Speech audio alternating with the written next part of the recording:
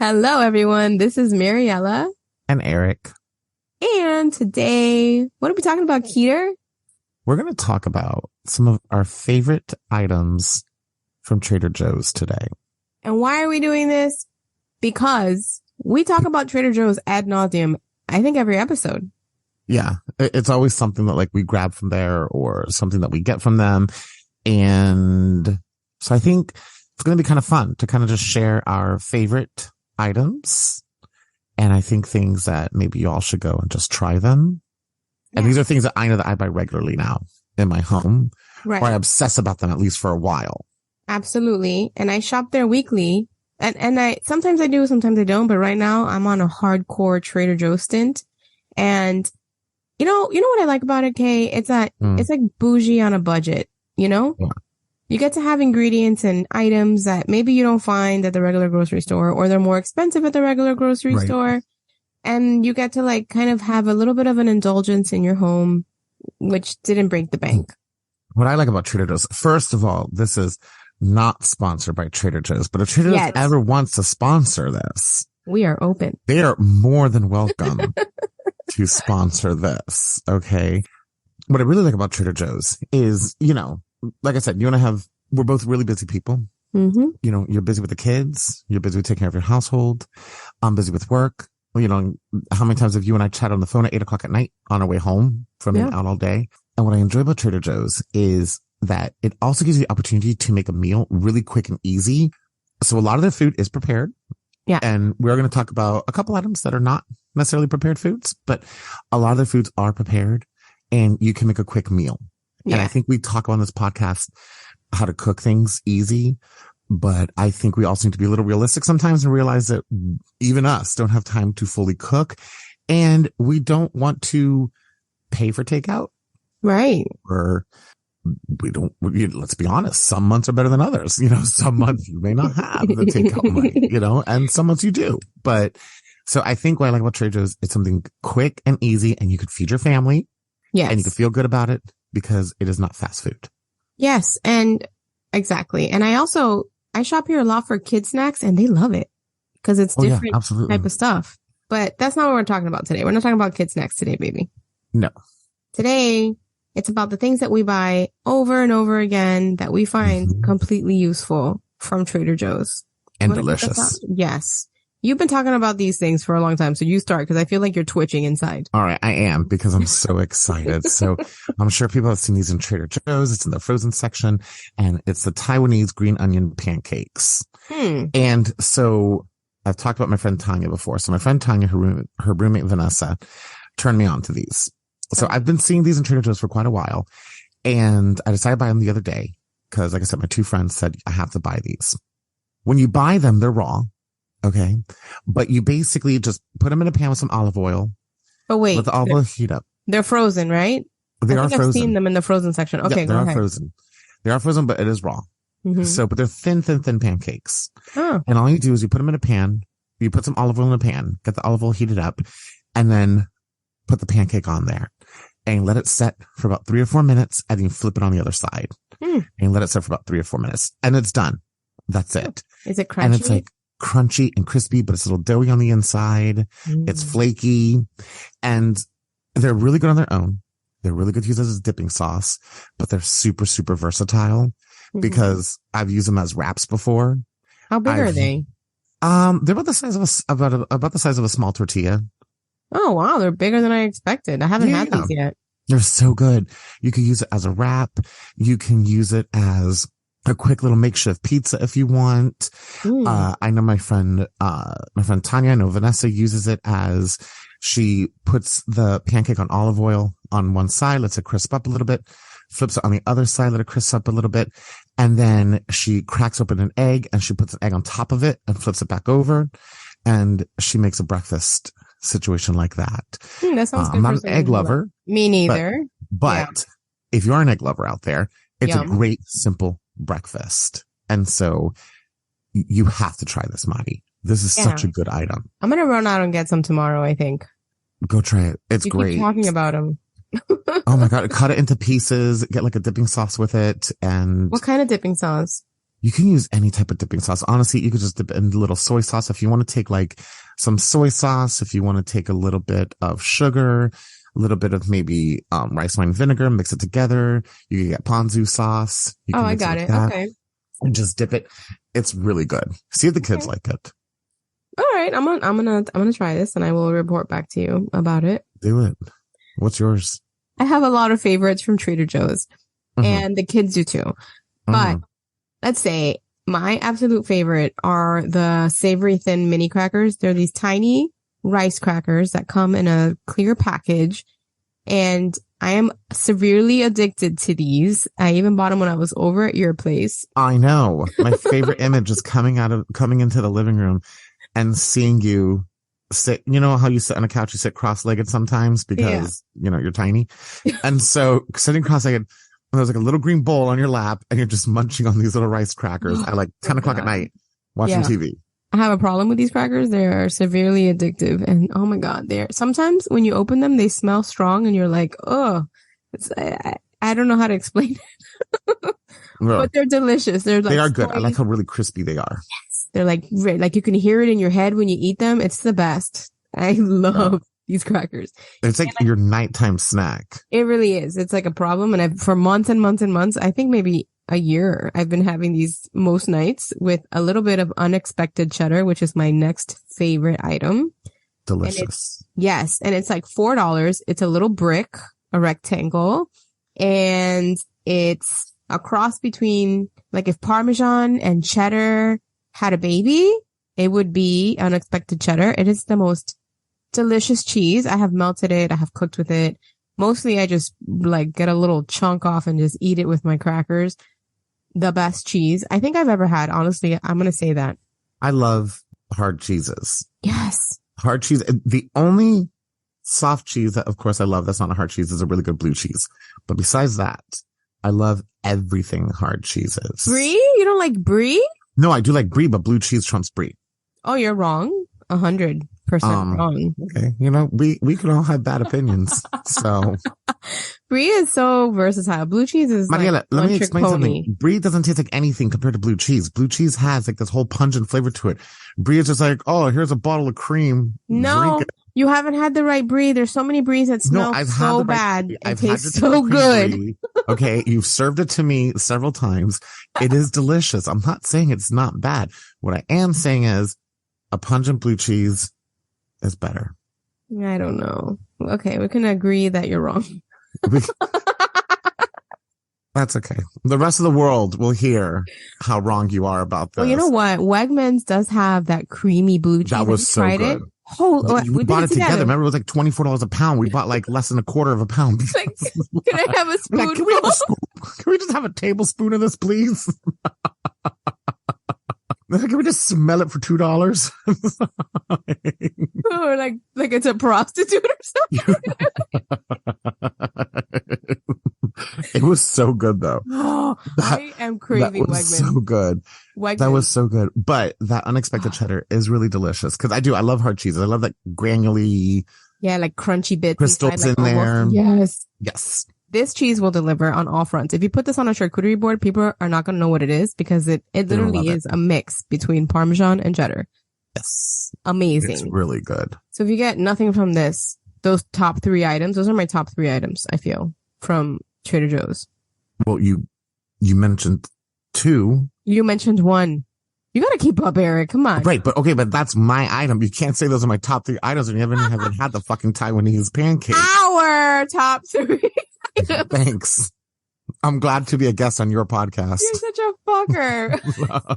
It's the Mariela FoodFAQ podcast. I'm just the guest. Thank you. That is not, you're the talent. We have discovered this. Yes, that is true. You're the brains and I'm the talent. Okay, listen. Then, another thing I love are the pork gyoza pot stickers. Have you had them from there? I have. How do you cook pot stickers? Like, what do you do? I wonder if like everybody does the same thing. Okay, so there's a couple things. If I'm being really lazy, I know this is not great. I just throw them in the air fryer. If I'm being super lazy, frozen? Just throw them in the air fryer. Just throw them in the air fryer. They're going to get crispy. They're going to be fine. They're not going to be as good as you think they're going to be though. But guess what? They still satisfy my hunger. They satisfy the taste. throw them in the air fryer. Now, if I'm gonna be a little fancy, Mm-hmm. you put some olive oil on the bottom of a saute pan. Mm-hmm. Put the gyoza like lined up in your pan, and then go ahead and fill it up about a quarter of a way with water until the water kind of like hits like halfway up the pot sticker. This is wrong. And then, well, you know what? Why don't you go ahead and maybe, be quiet? Wait. It's one. Why don't you just be quiet for a second and listen to me? Let me mansplain this to you, please. And fill it up, and then let it boil. And then that water's going to reduce. Mm-hmm. And then as the water reduces, maybe put some olive oil in there. And then when the water's gone, it's going to go ahead and crisp up at the bottom. Okay. So then the right way to do this, you guys, you get them from frozen. Shit, okay. You get a nice large pan, the biggest pan you have. You put a little bit of olive oil or whatever oil you have. They say to use like a flavorless oil. Sounds like the same kind of fucking thing I just said right now. Right. Because this is the edit. Okay. You put the frozen pot stickers directly onto the hot oil. You wait at least 4 minutes until they become brown and crispy on the bottom. Then you add about half a cup of water and you put the lid on top and you wait 10 minutes and then they're done. Mariela, you just did the fucking reverse thing that I did. It's going to come up with the same situation. Yeah, but it's stupid to do it the other way. It is stupid to do it the other way. No, it's not. I'm a little crabby. I don't know if it's because I'm perimenopausal or whatever that is. A what? Perimenopausal. What does that even mean? I think it's like the menopause before menopause because, women, fucking lucky bitches. Perimenopause. What do you get? Finger up your ass every so often when you go to the doctor. Congratulations. You won the Not even yet. They got to wait a couple years for that even. When does that should start? I just had to have a mammogram. 45, titty squish. I think men start at 45. God bless you. Anyway, so that's how you make them correctly, guys. Listen to me. I know what I'm talking about. Okay. Eric is wrong. Listen.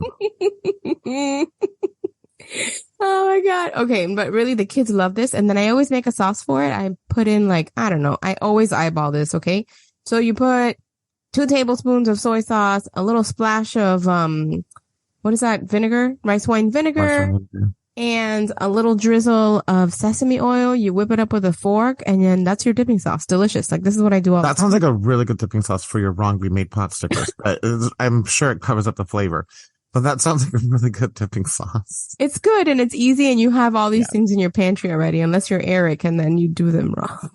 I love you, Peter. I love you. I love you, too. Go to your next fucking item, okay, on your list. No, you say one. You have. Okay. What do you have? I have a good one. You ruined the surprise for everybody. Do it. So thanks for that, everybody. Sorry, Mariela ruined it all. Okay. So there's 2 items Green Goddess here. There's Green Goddess dressing and there's Green Goddess seasoning. Huh. And let me explain to you. The Green Goddess dressing goes good on anything. Really? I swear. Put it on your grilled cheese before you grill the cheese sandwich. Ooh. Okay. It is so good. No, Mariela, it's fantastic. Put it on there. Make a pasta salad with it.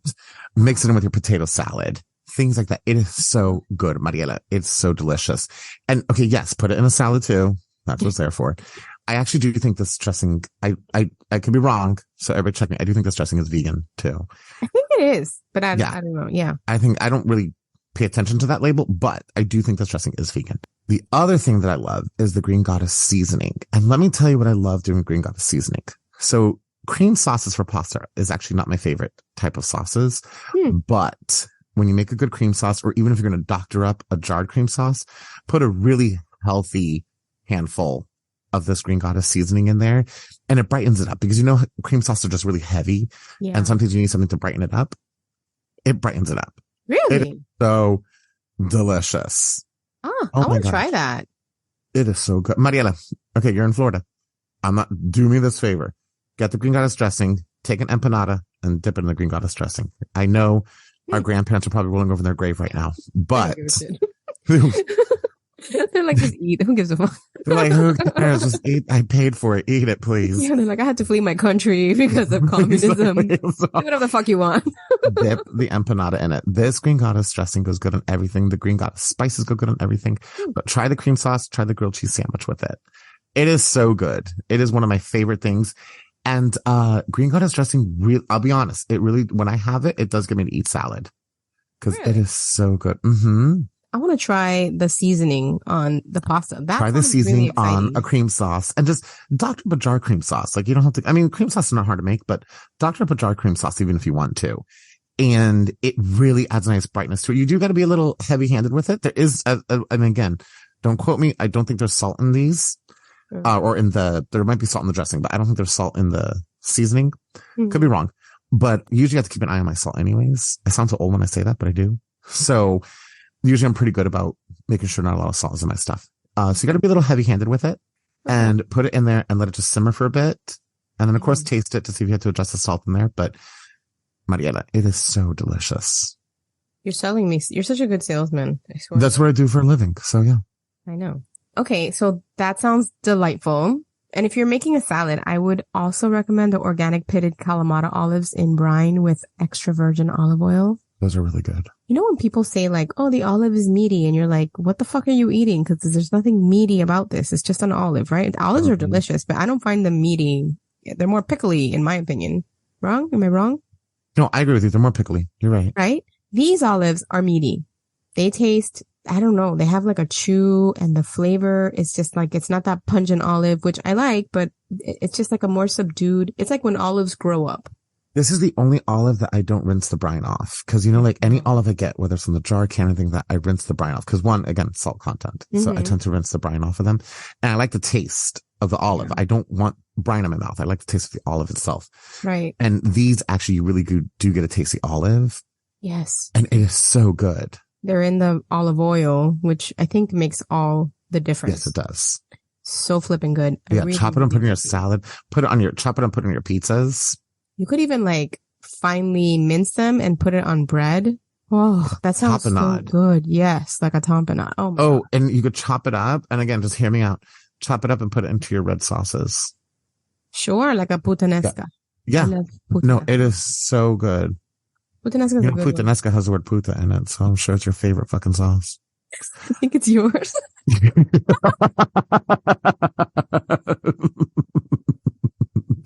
Okay. So those are good. And then, okay, I have some new favorites. Tell me.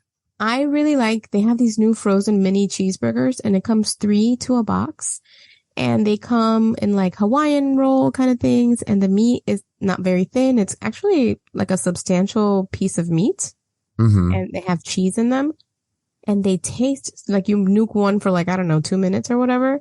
And they come out and they're delicious. It's like I have one if I want to just have something like I'm more hungry than a snack, but less hungry than a real meal. Right. I will eat one of these and it satisfies me and it tastes like real meat. Like if you were going to make a slider, it would be like this. I want to try it. You were telling me about them earlier this week.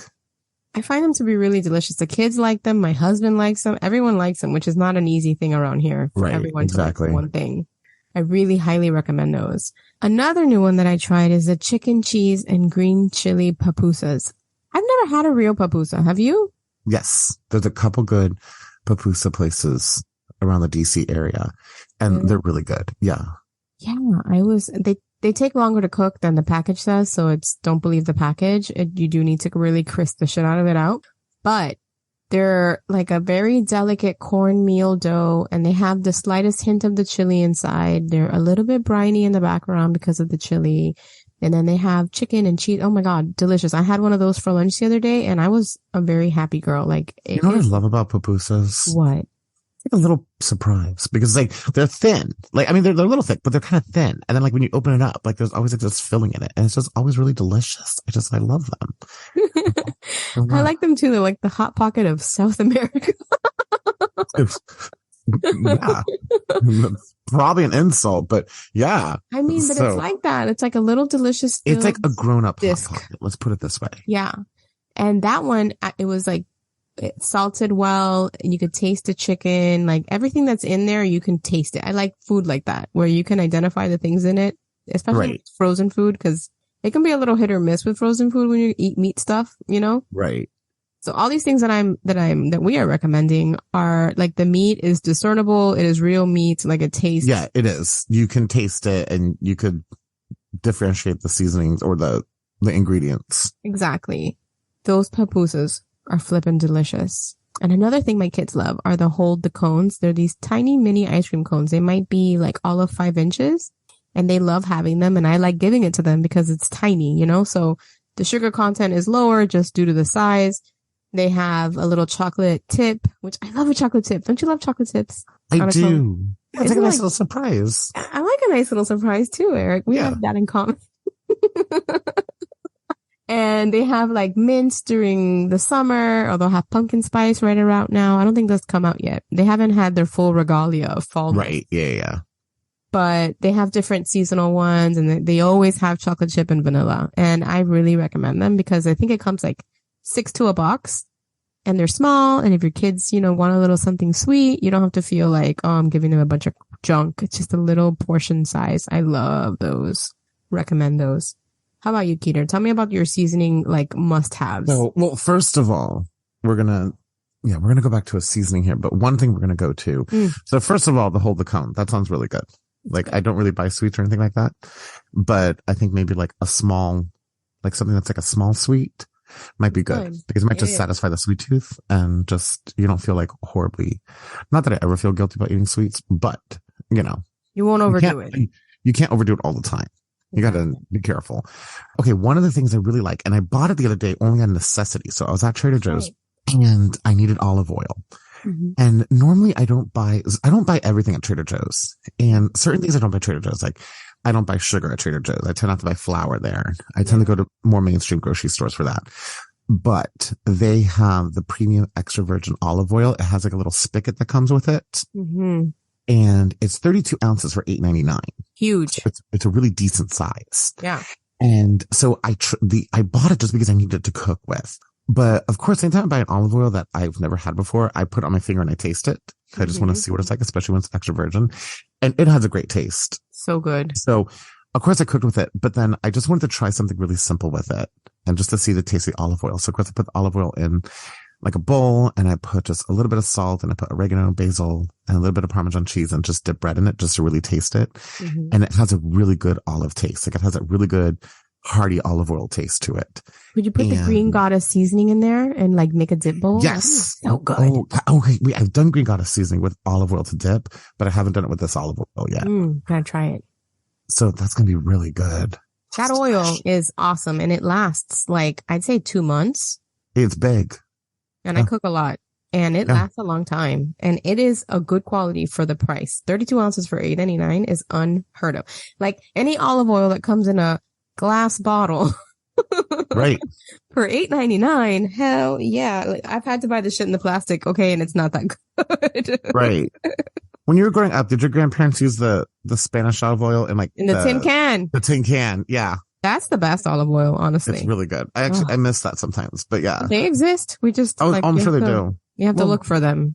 Exactly. All right. So seasonings. So we talked about the Green Goddess seasoning, which is, you have to go get. Okay. Yeah. So one seasoning I really love is, I love the cheesy seasoning blend. I've had this.